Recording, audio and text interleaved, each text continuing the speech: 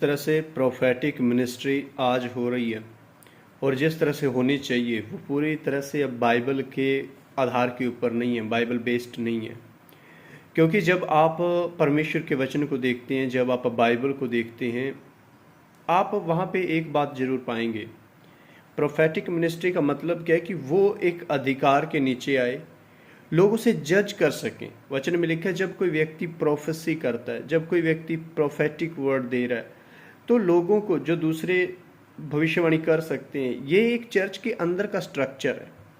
Church के अंदर काम होने वाली चीज़ें हैं, चर्च के अंदर जो चीज़ें हो सकती हैं और लोगों को इसे जज करना है। आज समस्या क्या हो गई है कि लोग ना तो इसे जज कर पा रहे हैं, ना देख पा रहे हैं। उन्हें लग रहा है जो भी बोल रहा है ठीक है, परमेश्वर की आत्मा से बोल रहा है, ठीक है, परमेश्वर की आत्मा से बोल रहा है, ये हो जाएगा, वो हो जाएगा। पर हम इतने अंधेरे में क्यों चले गए हैं? मसीही लोग इतने अंधेरे में क्यों चले गए हैं?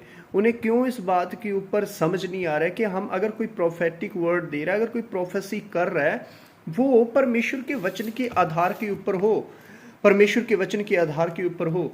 अगर नहीं हो रही है, वो आपको भरमा रहा है, आपको कहीं ना कहीं गलत चीज के ऊपर लेके जा रहा है, कहीं ना कहीं गलत चीजों के ऊपर ट्रस्ट कर रहे हो, कुछ ना कुछ आप गलत कर रहे हो।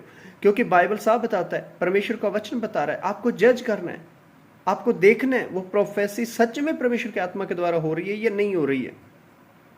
अब हमारे पास बाइबल में से बहुत सारे तरीके हैं जिसके द्वारा हम भविष्यवाणियों को जज कर सकते हैं। पर मेरा संदेश है विश्वासी लोगों के लिए, कृपया करके आप भरमावे में ना जाएं, आप भरमावे में ना जाएं, आप धोखे में ना जाएं। जिसे आप प्रोफेटिक समझ रहे हो, जिसे आप भविष्यवाणियां समझ रहे हो, वो असल में भविष्यवाणियां नहीं है, वो नहीं है। जो भविष्यवाणी सिर्फ वही है जो परमेश्वर के वचन के आधार के ऊपर है, जो परमेश्वर का वचन जिसे सपोर्ट कर रहा है। जिस बात के बारे में परमेश्वर का वचन सपोर्ट नहीं कर रहा है, वो कितनी भी खतरनाक भविष्यवाणी क्यों ना हो, वो भविष्यवाणी नहीं हो सकती है, वो झूठी भविष्यवाणी है, वो परमेश्वर के वचन के द्वारा सपोर्ट नहीं पा रही है। तो इसलिए विश्वासी लोगों को जो करने होना है, विश्वासी लोगों को समझदार होना है कि हमें किस तरह से अपनी विश्वासी जिंदगी जीना है। हर किसी पे विश्वास नहीं किया जा सकता। आज जिस तरह से विश्वासी भाग रहे हैं, वचन में क्या लिखा है कि तुम्हें कोई कहे मसीह वहां पे है, मसीह वहां पे है, जंगल में है, उधर है, चले मत जाना, भाग मत जाना, घर से बाहर मत निकलना। आज लोग निकल रहे हैं, भाग रहे हैं, और कल को अगर उनको कुछ बोला भी जाएगा वो जाएंगे।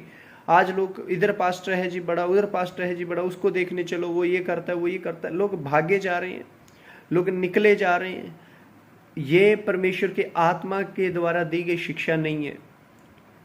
अगर आप एक विश्वासी हैं तो आप परमेश्वर के वचन को देखें। सबसे पहले आप कितने भी अच्छे क्यों ना हो, कितने भी भले क्यों ना बन जाएं, अगर परमेश्वर के वचन के आधार के ऊपर आप चीजें नहीं कर रहे हो, आप सच में सजा के हकदार हो, आप सच में खुदा के विरोध कर रहे हो। हर एक चमकने वाली चीज सोना नहीं है।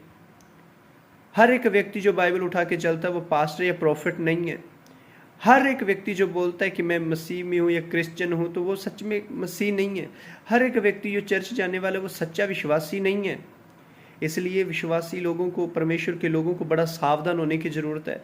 अगर कोई प्रोफेसी कर रहा है, आपको जांचने की जरूरत है, आपको उसे ध्यान से देखने की जरूरत है, सुनने की जरूरत है, और उसे परमेश्वर के वचन के अंदर देखने की जरूरत है। परमेश्वर का वचन क्या बताता है, परमेश्वर का वचन किस तरह से गाइड करेगा इस जगह पे। और परमेश्वर के वचन के साथ ज़्यादा से ज़्यादा मजबूत हो प्रभु के वचन के अंदर, तभी आपकी ज़िंदगी में कुछ हो सकता है, नहीं तो बहुत मुश्किल हो जाएगी। आप अपने ज़िंदगी को नुकसान की तरफ लेके जाएंगे अगर आप परमेश्वर के वचन के अंदर आपकी पकड़ मजबूत नहीं है। तो आपको समझ होना बहुत ज़्यादा ज़रूरी है, और समझ आपको सिर्फ परमेश्वर दे सकता है, परमेश्वर का वचन दे सकता है, परमेश्वर का आत्मा दे सकता है। क्रिश्चियनिटी जैसी आपको ऊपर से लगता है वैसे नहीं है, मसीहत वैसी नहीं जैसे आप देख रहे हैं। अगर आपको कोई व्यक्ति परमेश्वर के वचन के आधार के ऊपर नहीं है तो आपको दूर रहना पड़ेगा उससे, नहीं तो आप अपनी ज़िंदगी का नुकसान करेंगे, आप अपनी ज़िंदगी का नुकसान पाएंगे। परमेश्वर के वचन का अध्ययन करें, प्रार्थना में रहें, आत्मा के अनुसार चलने वाले विश्वासी बने।